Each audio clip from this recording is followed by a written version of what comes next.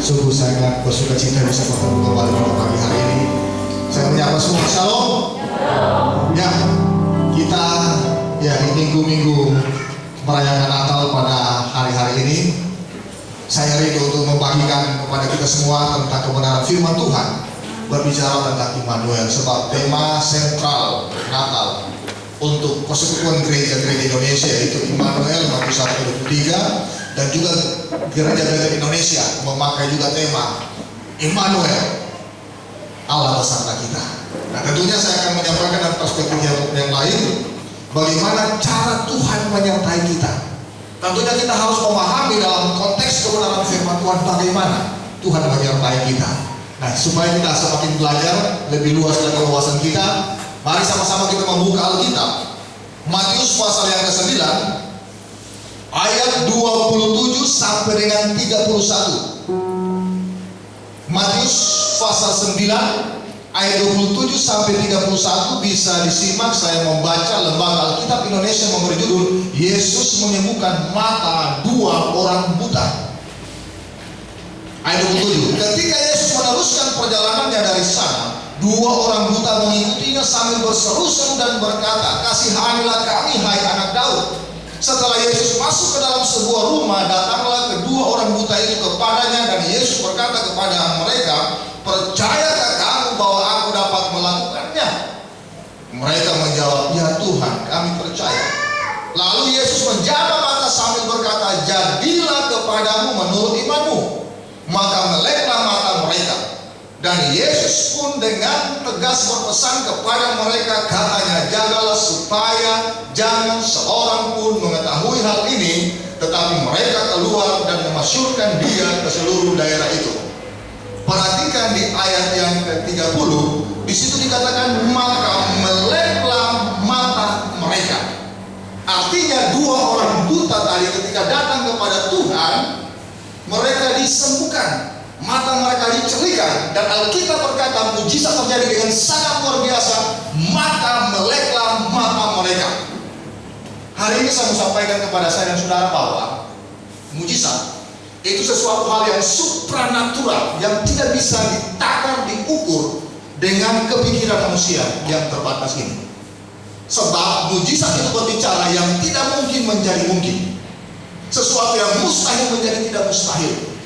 Tetapi dengar baik, seringkali dalam kalangan gereja-gereja seperti kita, karismatik Pentakosta, berbicara tentang mujizat, berbicara tentang hal yang supranatural yang dikerjakan oleh Tuhan dengan sangat luar biasa, itu diberitakan, itu disampaikan dengan porsi yang tidak seimbang. Saya ulang, seringkali dalam kehidupan gereja-gereja yang menekankan tentang karunia-karunia yang supranatural, termasuk seperti kita-kita ini, gereja karismatik, seringkali memberikan porsi tentang mujizat atau bagaimana cara Tuhan melakukan hal-hal yang adikodrati secara instan, itu dengan porsi yang tidak seimbang. Saya mengatakan bahwa saya 100, bukan cuma 100%, 1000% percaya dengan mujizat. Sebab begitu banyak dalam kehidupan saya, kami keluarga, bahkan tentunya juga jemaat, mengalami hal-hal yang supranatural, yang adikodrati, yang dikerjakan oleh Tuhan betapa luar biasa. Tetapi yang harus menjadi pertanyaan saya dan saudara bahwa porsi pemahaman kita atau bagaimana kita meletakkan tentang cara Tuhan yang adikodrati ini tidak seimbang. Nah, biasanya misalnya kalau kita bandingkan di Markus pasal 10 ayat yang ke-52, ada seorang namanya Bartimeus. Dia buta. Dia katakan, "Yesus anak Daud, kasihanilah kami." Nah, kemudian ketika datang kepada Tuhan Yesus berkata, "Apa yang engkau kehendaki aku perbuat?" Bartimeus bilang, "Rabuni," artinya guru atau rabi, "supaya aku dapat melihat." Kemudian Tuhan berkata, "Pergilah engkau, imanmu telah menyelamatkan engkau." Dan Alkitab mencatat bahwa seketika itu juga Bartimeus melihat. Betapa luar biasa, dahsyat kuasa Tuhan. Tetapi saya kembali kepada penekanan bahwa ketika kita memahami cara Tuhan dengan porsi yang tidak seimbang tadi, atau dengan cara instan, Akibatnya iman kita juga instan, tanpa proses. Saya mau ulang lagi. Seringkali kalau karena kita menempatkan tentang perbuatan Allah yang maha dahsyat ini secara tidak seimbang, melahirkan juga proses iman yang instan di dalam kehidupan orang percaya, dan ini tidak mendewasakan. Coba lihat di KKR, kalau berbicara kesembuhan ilahi itu era tahun 90-an, itu luar biasa. Saya juga dimenangkan, kemudian juga iman saya bertumbuh dari mujizat. Tetapi kita harus melihat dengan cara yang seimbang, bahwa Tuhan punya banyak macam cara untuk menolong saya dan saudara. Di KKR kesembuhan ilahi, kita orang-orang Asia Indonesia termasuk itu yang sangat gampang tergerak hati kita ketika lihat perkara yang adikodrati. Misalnya tiba-tiba orang lumpuh dia berjalan, ya, orang yang sakit kanker misalnya dia sembuh. Saya aminkan, puji Tuhan, haleluya 12 kali. Dan seringkali juga di KKR yang besar, terutama di Afrika, tentang kesembuhan ilahi itu sudah direkayasa, sudah dikomersilkan. Mungkin ingat beberapa tahun lalu di Indonesia beredar apa Tuhan datang, tapi banyak gereja yang menolak, tapi banyak masih pakai. Ada seorang ibu pernah lihat yang di tangannya bengkok begini, ya, itu didoakan, kemudian dia lurus. Orang tepuk tangan, memang lihat kedua tangannya itu agak aneh, ganjil, bengkok begitu. Nah, kemudian di beberapa tempat dalam suasana yang lain itu lagi yang muncul ibu ini. Nah, ternyata ketika diselidiki lebih detail dalam beberapa tempat, ini ibu-ibu yang sama. Dan modusnya untuk mempertontonkan mujizat itu dengan cara yang seperti itu, tangannya bengkok kemudian lurus. Kemudian di Indonesia ada seorang yang mempraktekkan, dia juga bisa bengkokkan tangan begitu, kayak macam tulang ini ada sambung lurus. Dan ini akhirnya terbongkar bahwa itu rekayasa. Dan memang di Afrika banyak gereja-gereja hamba Tuhan menjadi kaya dengan mengkomersilkan mujizat, itu rekayasa. Kalau ada yang kurang sembuh, ternyata ada beberapa gereja yang pakai praktek dukun. Di mana dukunnya? Kurang dahsyat, kurang kuat. Karena kuasa yang disampaikan tidak begitu membuat orang banyak terjadi mujizat. Saya pernah membaca buku, ada teknik-teknik cara seperti itu. Itu rupanya kalau di Amerika ada pendetanya sudah bertobat. Banyak ya, dia pakai itu bagian asyik atau ya katakanlah kita seperti diangkat begitu. Mereka kan pakai headset begitu kan, ada komunikasi telepon, ya. Nah, ketika mereka sambut tamu di muka, itu ditanyakan, selalu misalnya begini, ibu datang ke sini, apa saya sakit ini, misalnya. Nah, mereka catat diidentifikasi ibu ini pakai baju yang warna kehijauan contoh atau kekuningan seperti itu. Nanti ketika doa altar call, dia akan telepon kan, pendetanya seperti saya di muka pakai iPhone juga. Nanti ada di sudut ini mereka tunjuk seorang ibu, dia sakit ini.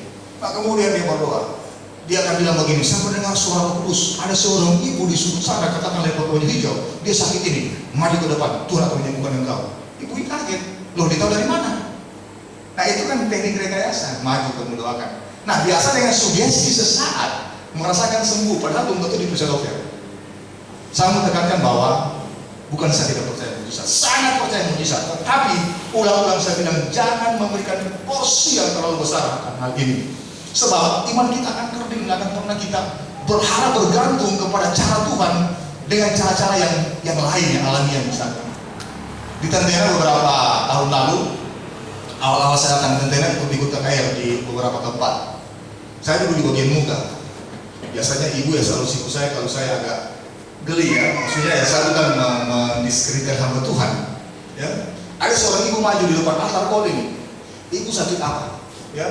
Dia bilang mata saya ada agak kabur gitu kan. Pegang tangan, dia doakan, bla bla bla bla bla bla. Buka mata, sudah melihat? Belum. Doakan lagi, belum. Nah, akhirnya karena belum juga, dia tidak dapat yang lain, berdoa terus. Saya cuma ketawa, karena saya tahu ibu itu bahwa, nah namanya orang katarak, itu perlu dioperasi kan. Jadi hal-hal seperti ini harus kita pahami bahwa jangan kita selalu pakai cara yang instan untuk mendapatkan sesuatu. Memang Tuhan bisa melakukan hal yang mujizat sekalipun.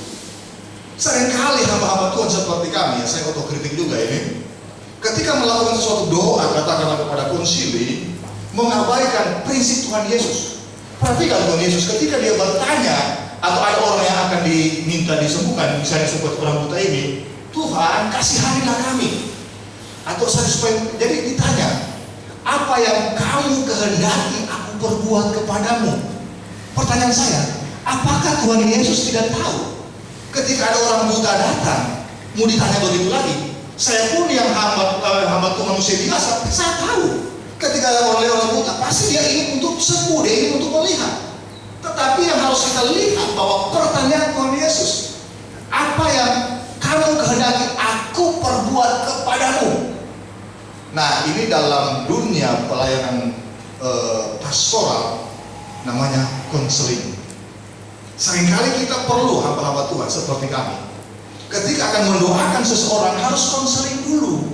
Kenapa? Sebab yang melatar belakangi persoalannya, apa itu penyakit, itu banyak macam. Ada orang yang sakit karena serangan kuasa ke-8, itu didoakan setan bisa langsung keluar. Tetapi ada orang yang sakit karena kesalahan dirinya sendiri. Nah, ini orang seperti ini perlu dulu mengakui kesalahan, mengakui dosa, kemudian didoakan. Tetapi ya sebentar saya akan jelaskan di beberapa poin, tidak selalu secara instan. Nah, sering kali ketika ya kami karena belajar bagaimana namanya konseling atau spiritual konseling atau pastoral konseling, harus menanyakan dulu.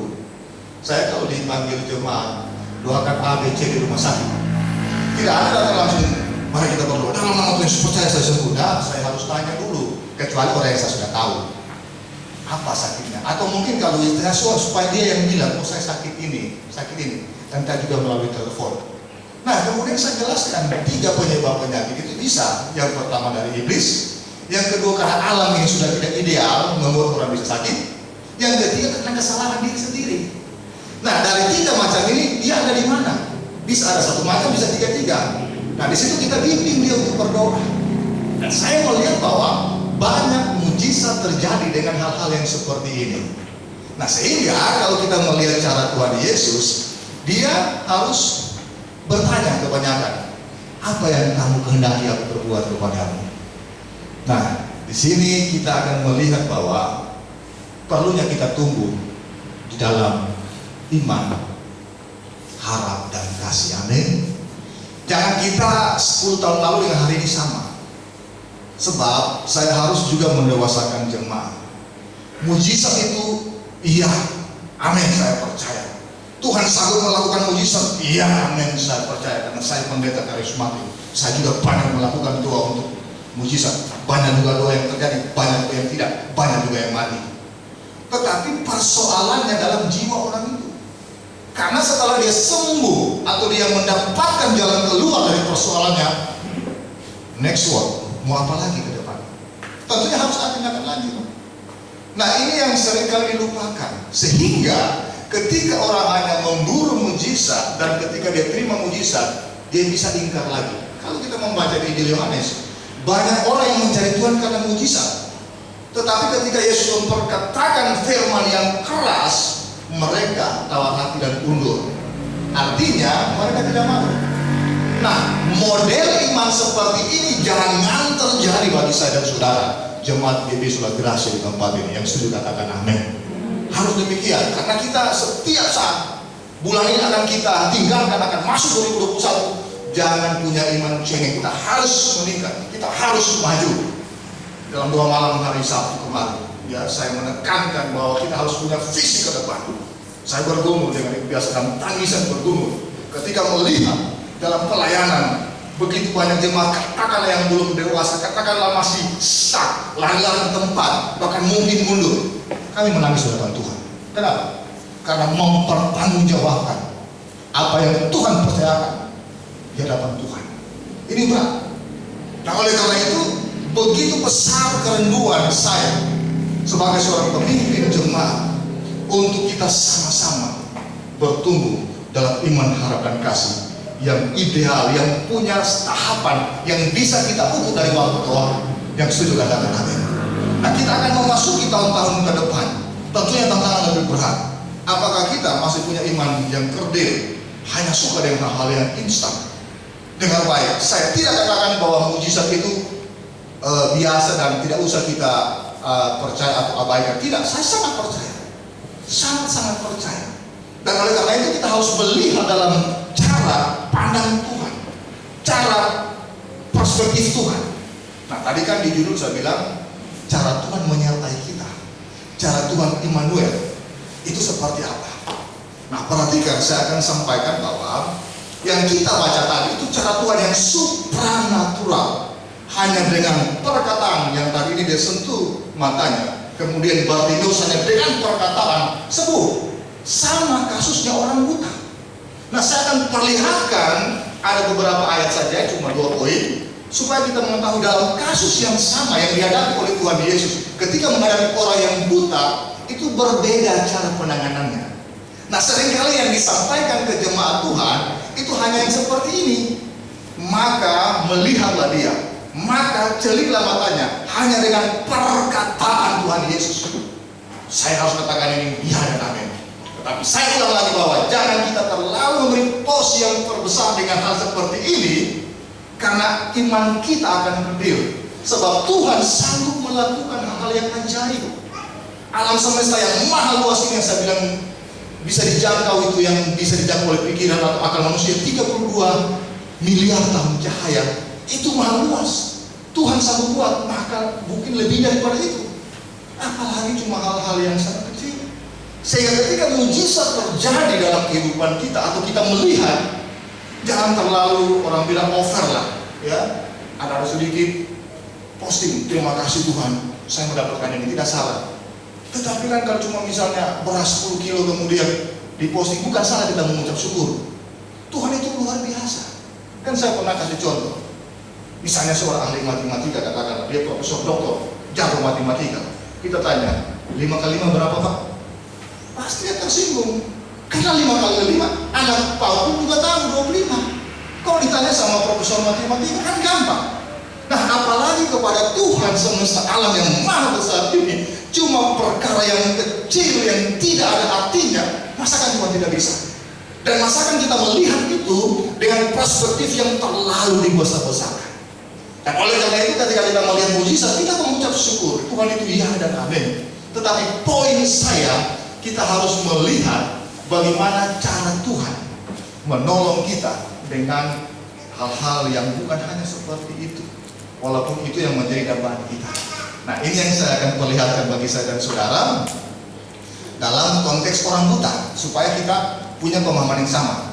Nanti kan kita bisa bilang, apa gembala kan itu kan yang lain, Tuhan punya cara seperti itu. Tapi ya ini orang buta. Nah, sehingga saya perlu perlihatkan bahwa dalam permasalahan yang sama orang buta, cara Tuhan bisa berbeda. Padahal yang kita baca tadi bisa kan secara mujizat, bisa kan secara langsung, kenapa tidak? Tetapi dengar baik, cara Tuhan itu luar biasa dan Tuhan seringkali memakai hal yang alamiah, natural. Sebab dunia yang dijadikan, terutama bumi ini, selalu melewati hukum alam. Hukum alam itu proses. Nah, itu poin yang pertama, bahwa cara Tuhan menyertai kita adalah lewat proses. Sama-sama bilang lewat proses. 3, 2, 1. Lewat proses. Tangan yang baik-baik. Buka Alkitab Markus pasal 8 ayat 22 sampai 26. Saya baca Markus pasal 8 ayat 22 sampai 26. Kemudian tibalah Yesus dan murid-muridnya di Betsaida. Di situ orang membawa kepada Yesus seorang apa? Buta, dan mereka memohon kepadanya supaya dia menjamah dia. Yesus memegang tangan orang buta itu, membawa dia keluar kampung. Lalu ia meludahi mata orang itu dan meletakkan tangannya di atasnya dan bertanya, sudahkah kau lihat sesuatu?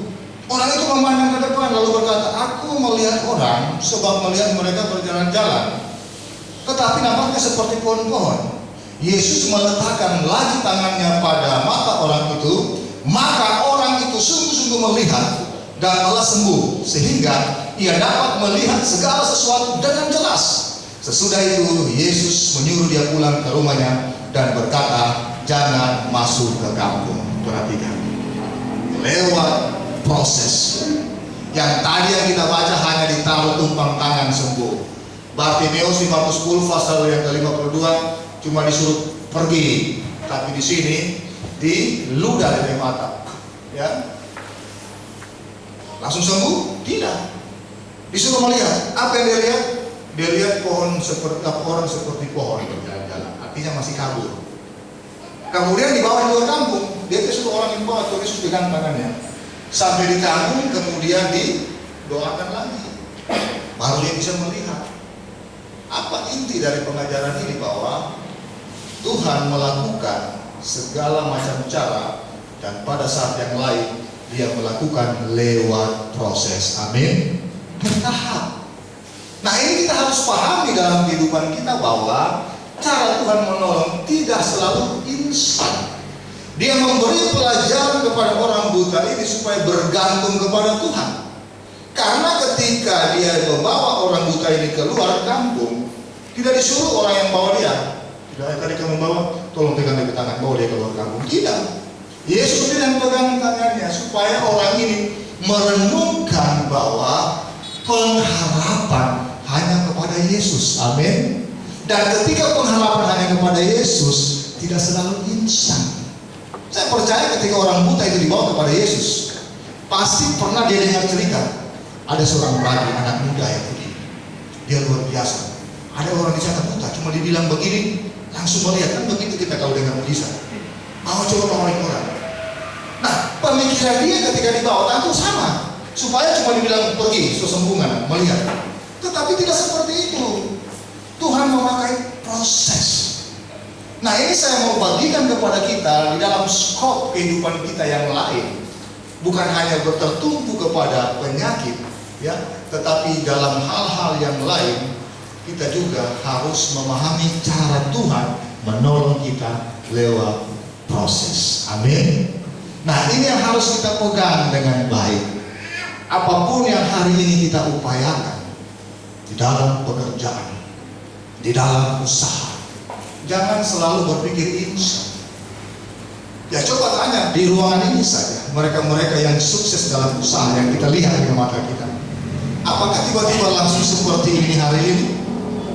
Kita tidak melihat puluhan tahun lalu mereka banting tulang siang dan malam, mengabaikan istirahat, mengabaikan waktu-waktu untuk bersenang-senang, hanya untuk dengan bekerja. Ya, memang harus juga berdoa. Jangan cuma bekerja tapi tidak berdoa. Berdoa juga harus bekerja. Tetapi poin saya bahwa Tuhan menghendaki proses untuk memberkati kita.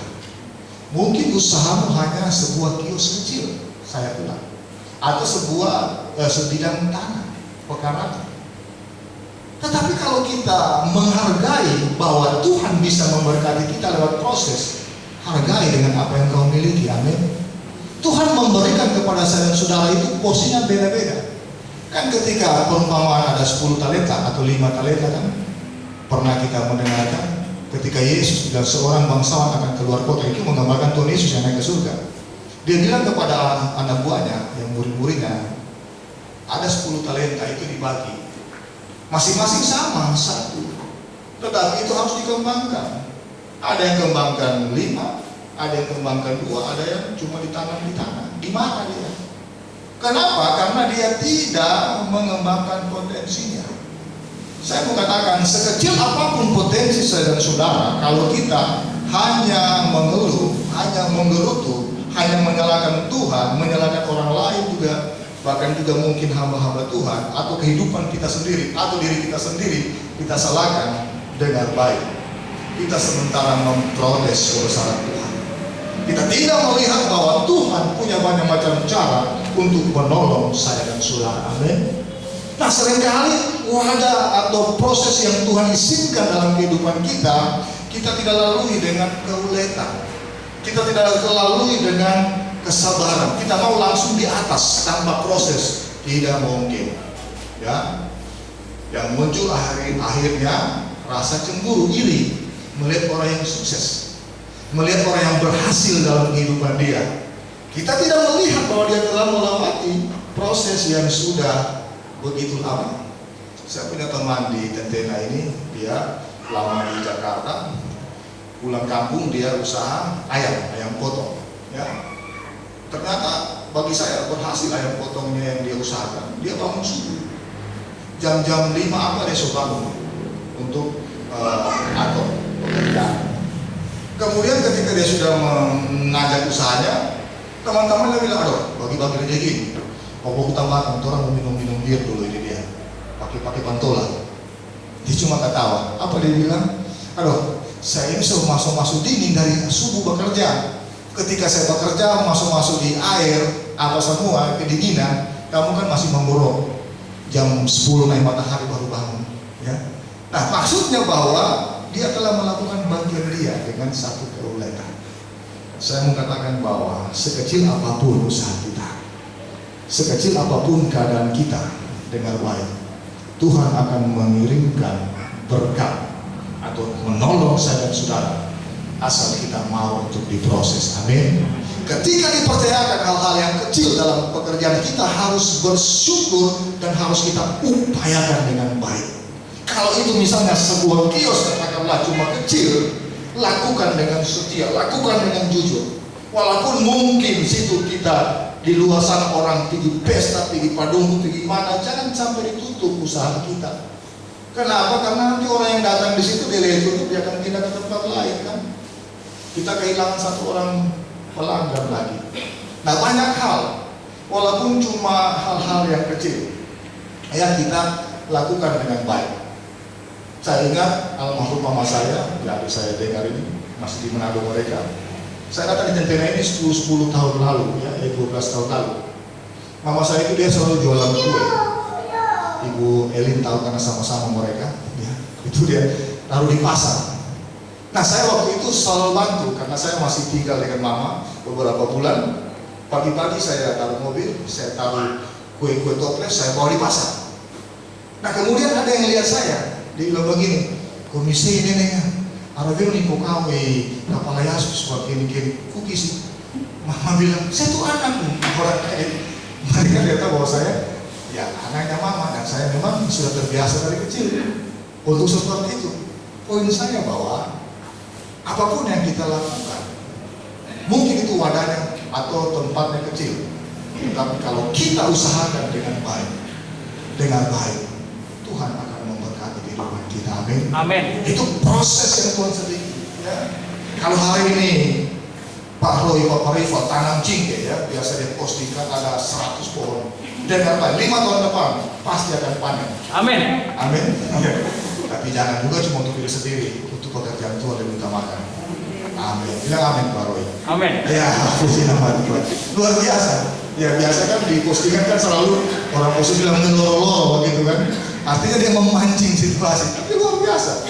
Ya, jangan juga orang berkobong yang difoto, ya, orang kasih kunjung begini.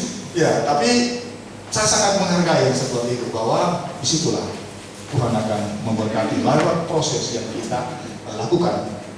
Kesaksian sedikit.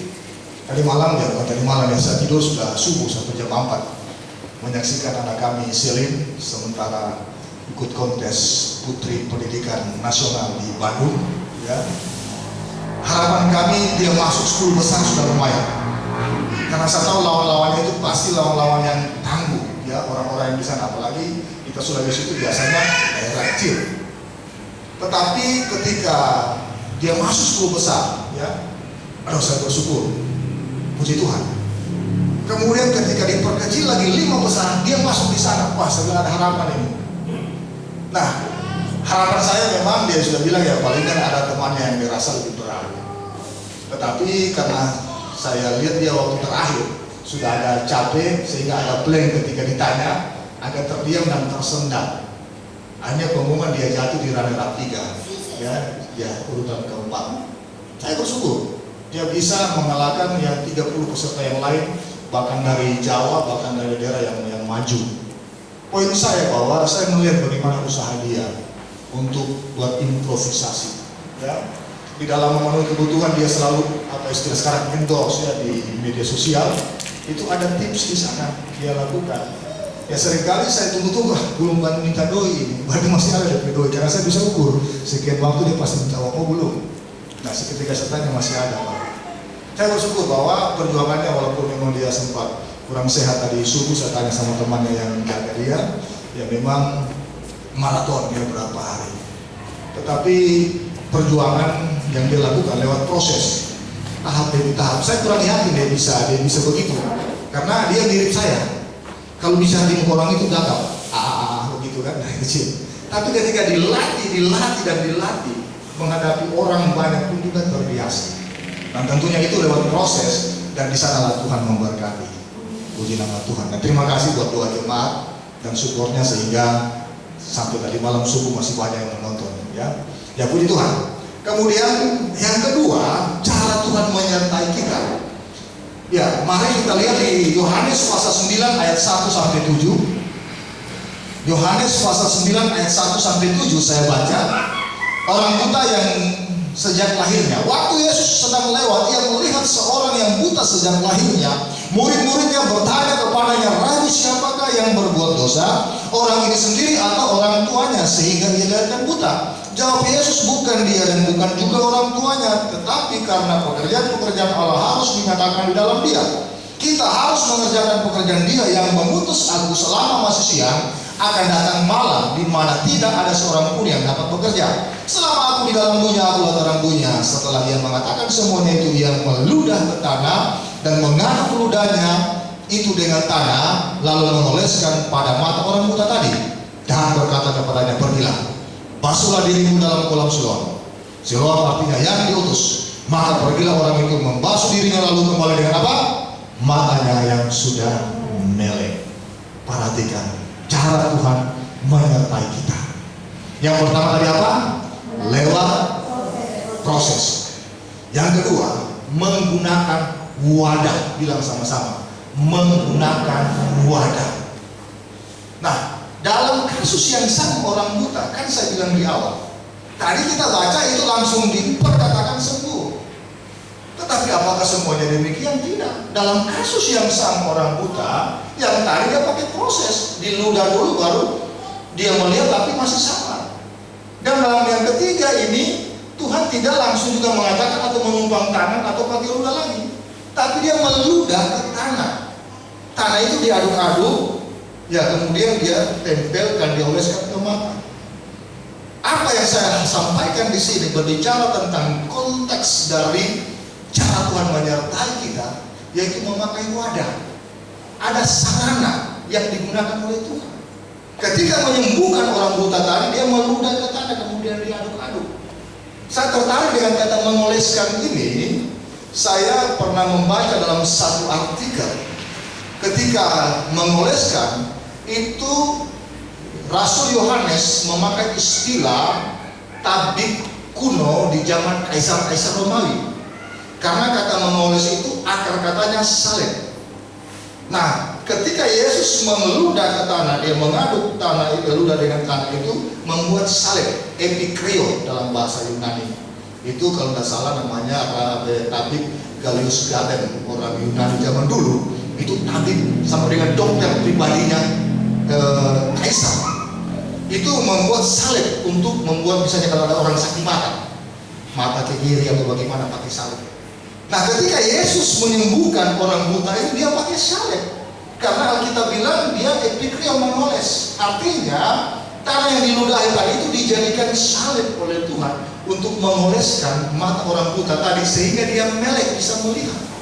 Nah, poin saya bahwa ada sarana yang dipakai oleh Tuhan Yesus untuk menyatakan kuasanya, untuk menolong orang buta tadi supaya dia bisa melihat.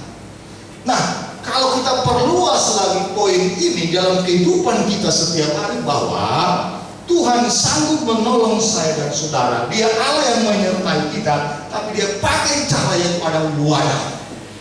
Nah, wadah inilah yang harus kita siapkan. Sarana untuk Tuhan menolong, menyertai kita dalam kehidupan kita. Apa sarana itu? Apa wadah itu? Itulah potensi kita, itulah usaha kita, itulah pekerjaan kita yang kita lakukan setiap hari. Entah sebagai petani, sebagai wira swasta, sebagai orang yang punya kios, punya bengkel, punya depot, punya toko, punya rumah makan, punya kafe dan seterusnya, itu wadah.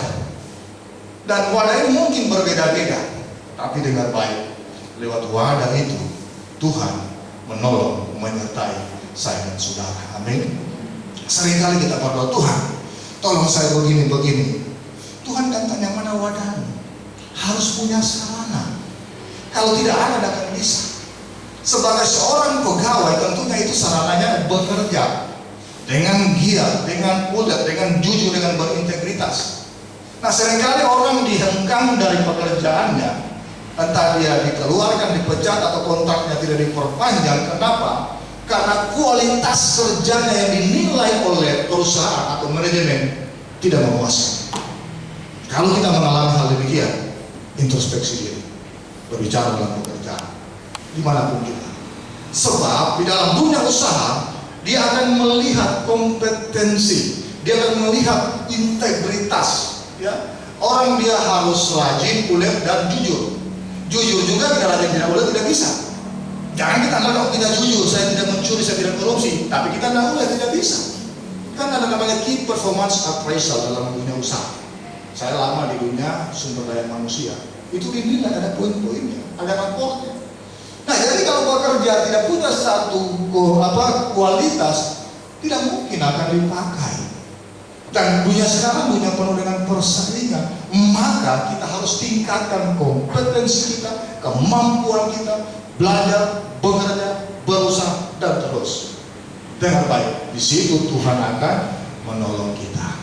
Kalau kita juga punya sesuatu, mungkin itu tempat usaha yang kecil, atau kita mengolah sebidang tanah, itu wadah. Kita berdoa supaya tanah ini subur, nah tentunya kita harus tanami juga.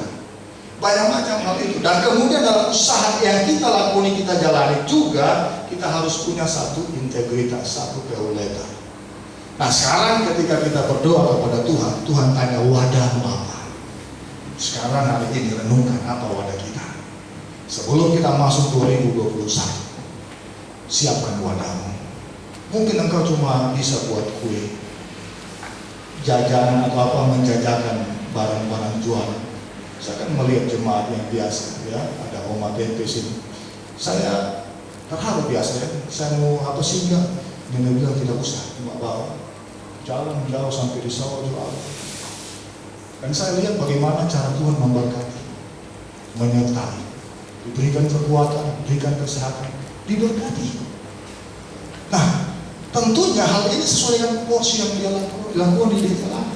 Tidak usah kita yang aneh-aneh terlalu jauh ke depan tanpa kita setia dengan apa yang Tuhan berikan. Kan Alkitab bilang, jika kamu setia dalam perkara yang kecil, Tuhan akan memberikan tanggung jawab yang lebih besar. Tetapi persoalannya bahwa seringkali kita yang tidak setia di dalam perkara yang Tuhan berikan kepada kita.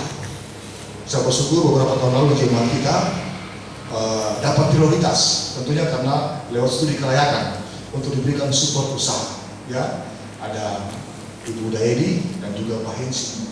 Ya, satu di Tendera, satu di Sidomu, konsep tadi luar biasa, karena ada kriterianya. Nah, kenapa? Karena ada satu hal yang menjadi ukuran. Tentunya ada kinerja di sana, ada integritas di sana, ada keuletan di sana. Dan itu menunjukkan bahwa ada wadah yang kita siapkan. Amin. Nah, demikian juga kalau sakit. Ada orang kalau sakit tidak mau pergi dokter, pakai sarana. Kan ada orang yang sedang meninggal, ya pelayan Tuhan lagi. Usah bawa dokter, doakan saja, bro. Percaya, karena dia punya pengalaman spiritual. Ketika berdoa sembuh, memang, tapi jangan samakan dengan pukul rata. Ketika tidak diwari dokter, tidak lama meninggal. Padahal mungkin belum meninggal kalau diwari dokter. Jangan dipikir dokter itu bukan alatnya Tuhan. Tuhan kasih hikmat, kasih pengetahuan, sehingga lewat mereka, hikmat mereka, ada sarana tadi. Seperti yang tadi saya bilang, Tuhan Yesus pakai salib, itu dia membuat satu istilah yang bisa dimengerti oleh orang-orang pada waktu itu. Karena ada tabib yang namanya Gaius Gaten, dia adalah tabib dari Kaisar yang memakai salib, ada sarana. Nah, ini tentunya harus kita pahami dengan hikmat atau iman yang bergantung kepada Tuhan, bahwa Tuhan punya banyak macam cara, dan seringkali Tuhan memakai hal-hal yang natural, yang alamiah. Dan disitulah ketika kita memahami hal ini, kita akan menerima berkat, pemeliharaan, penyertaan Tuhan. Yang setuju katakan amin. Jadi hari ini kita belajar bahwa cara Tuhan menolong kita, cara Tuhan menyertai kita, bukan hanya dengan cara yang adikodati atau mujizat. Karena seringkali hal itu tanpa sadar membuat iman kita jadi iman yang instan, yang gampangan. Kita tidak dewasa. Tapi kalau kita mau meningkat rohani, kita tetap percaya mujizat bisa terjadi, kapan saja bisa terjadi. Tetapi yang terpenting kita memahami cara kerja Tuhan. Yang pertama apa? Lewat proses. Yang kedua, memakai wadah. Pegang baik-baik, Tuhan menyertai kita. Immanuel. Haleluya.